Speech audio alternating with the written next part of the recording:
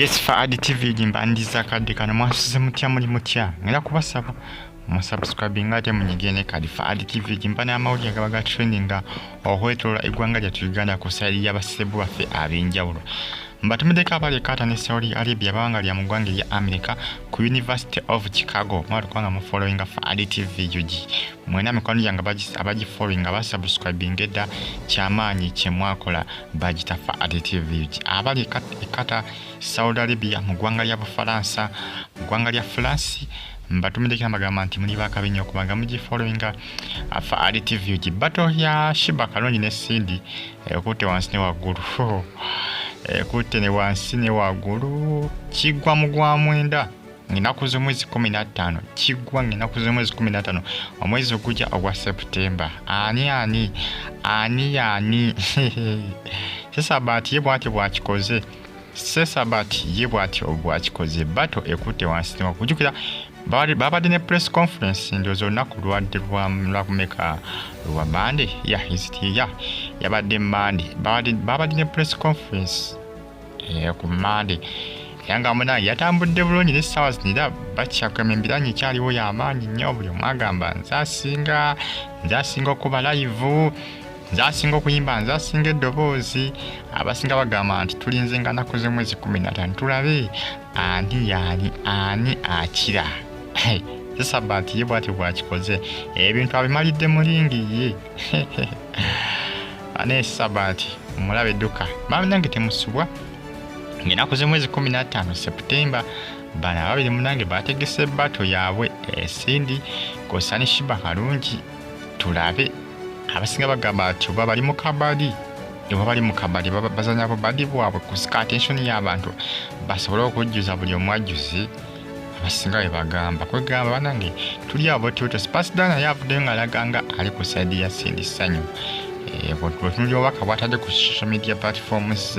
ezisinga obubaka obulaga nti Banange abadde nga alumba Sheebah Karungi jjukira bana ababiri bamanyi okukolagana tulumana ne bakola ki ne baawukana Sheebah Karungi kosa ne Spasidana bamanyi okubanga abakwemba bamanyi okwesinkangana ne baddamu ne bakwatagana nga balaga ati bamukwano ate wayitawo mbali ng'ate batandika okubanga bakola ki batandika okubanga beerangira ninga bambi byebyo Sesabati bwati bwakikoze akimalidde mulingi era Sheebah Karungi n'amukwasa omusipi kosa neki kosa n'engule era yagamba nti bwekitibwe kijja okukola ki bwekitibwe kijja okubeera ng'ennaku z'omwezi zijja kubeera 15 September omwezi guno omwezi ogw'omwenda omwaka guno gwenyine ogwa 2023 bato ani asinga bato yaabwe sounds trending ku social media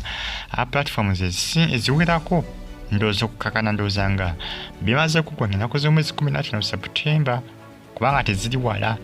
ogw'omwenda teguli wala weguli gutuuse Banange temusubwa era mwenna mbagamba nti muli batabu nnyo kubanga mujje followinga bagita for ADTV stay on YouTube platform ojja kubafuna ebisinga ate ebyomulembe stay on YouTube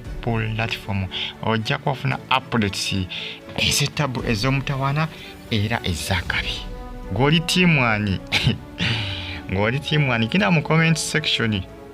Sesabati ye bwatyo bwakikoze nga bw'omulengera Banange ye bwatyo bwakikoze era ng'omusipi agumuwadde kosa n'engole wali ku bbali ku mutwe katulinde ng'ennaku z'omwezi 15 kigenda kubeera kitya kigenda kutambula kitya ani kigenda kugwa kitya tulinze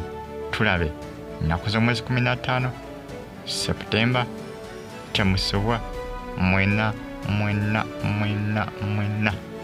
mbagala nnyo stay on YouTube platform subscribe ate onyigene kade